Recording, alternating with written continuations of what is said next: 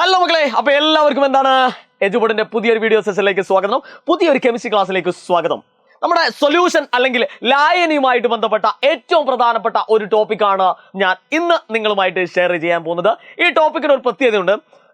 അതായത് ഈ ഒരു ടോപ്പിക്കിൽ നിന്നുകൊണ്ടാണ് മറ്റു പല ടോപ്പിക്കുകളും, അതായത് ലായനി അഥവാ സൊല്യൂഷൻ എന്ന് പറഞ്ഞിരിക്കുന്ന ചാപ്റ്ററിലെ മറ്റു പല ടോപ്പിക്കുകളും കണക്ട് ചെയ്തിരിക്കുന്നത് എന്നുള്ളത് കൊണ്ട് തന്നെ ഏറ്റവും ഇമ്പോർട്ടൻ്റ് ആയിട്ട് നമ്മൾ മനസ്സിലാക്കേണ്ട ഒരു ടോപ്പിക് തന്നെയാണ് ഹോമോജിനസ് ആൻഡ് ഹെട്രോജിനസ് മിക്സർ, അല്ലെങ്കിൽ ഏകാത്മക മിശ്രിതം അല്ലെങ്കിൽ ഭിന്നാത്മക മിശ്രിതം എന്ന് പറഞ്ഞിരിക്കുന്ന ഒരു ഏരിയ.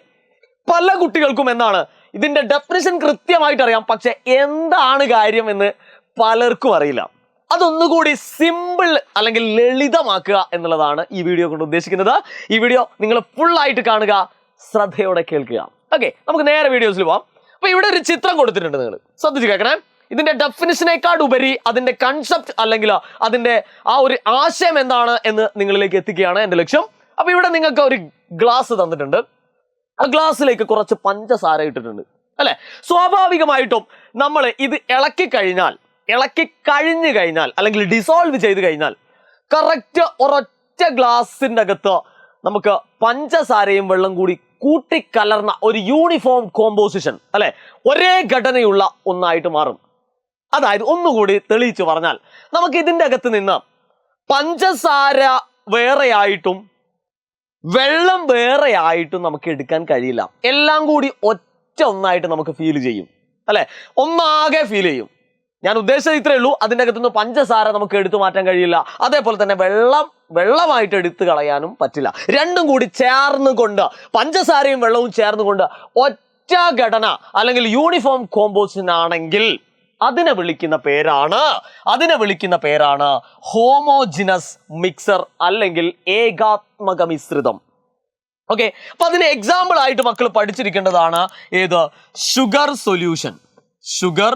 സൊല്യൂഷൻ നമുക്ക് എക്സാമ്പിൾ ആയിട്ട് പറയാം. ഇതിനെയാണ് നമ്മൾ പഞ്ചസാര ലായനി എന്ന് പറയുന്നത്. എക്സാമ്പിൾ ആണ് കേട്ടോ. അതേപോലെ തന്നെ നമുക്ക് എക്സാമ്പിൾ ആയിട്ട് പറയാം സാൾട്ട് സൊല്യൂഷൻ അല്ലെങ്കിൽ ഉപ്പ് ലായനി ഒക്കെ ഇതിന് എക്സാമ്പിൾ ആയിട്ട് നമുക്ക് പറയാൻ പറ്റുന്നതാണ്. ക്ലിയർ ആണല്ലോ മക്കളെ?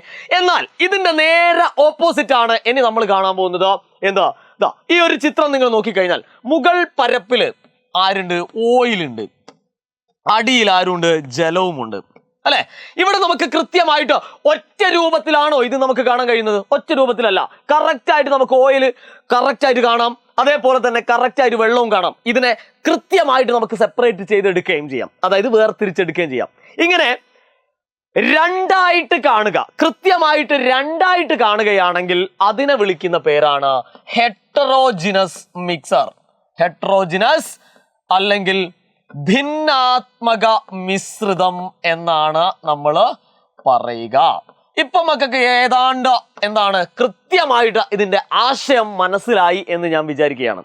അപ്പൊ ഹോമോജിനസ് മിക്സർ എന്ന് പറഞ്ഞു കഴിഞ്ഞാൽ അതിൻ്റെ അകത്ത് രണ്ടോ അതിലധികമോ ആളുകൾ ഉണ്ടാവാം, പക്ഷെ അത് ഒരൊറ്റ രൂപത്തിൽ ഒറ്റ ഭാവത്തിൽ യൂണിഫോം കോമ്പോസിഷൻ ആണ് കാണുന്നതെങ്കിൽ നമുക്ക് കൃത്യമായിട്ട് പറയാം എന്ത്?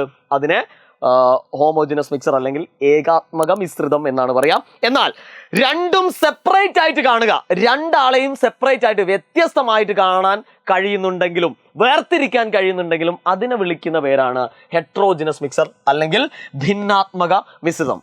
കൃത്യമായിട്ട് ക്ലിയർ ആയിട്ട് സിമ്പിൾ ആയിട്ട് നിങ്ങൾക്ക് ഈ കാര്യം മനസ്സിലായിട്ടുണ്ടെങ്കിൽ നിങ്ങൾ എന്ത് ചെയ്യണം? നിങ്ങളെ കൂട്ടുകാർക്കൊക്കെ ഈ വീഡിയോ ഷെയർ ചെയ്ത് കൊടുക്കണം. അത് മാത്രം പോരാ, ഈ വീഡിയോസിനെ കുറിച്ചുള്ള നിങ്ങളുടെ അഭിപ്രായങ്ങൾ നിങ്ങൾ കമന്റ് ബോക്സിൽ രേഖപ്പെടുത്തുക. ഇനി ഒരു കാര്യം കൂടി, ഈ ചാനലെ സബ്സ്ക്രൈബ് ചെയ്യാതെയാണ് നിങ്ങൾ കാണുന്നതെങ്കിൽ ഒന്ന് സബ്സ്ക്രൈബ് ചെയ്യുക, ഒന്ന് ലൈക്ക് ചെയ്യുക. ഓക്കെ, അപ്പൊ ഈ വർഷത്തെ ക്രിസ്മസ് എക്സാം നമ്മൾ അടിച്ച് തകർക്കും. Good bye.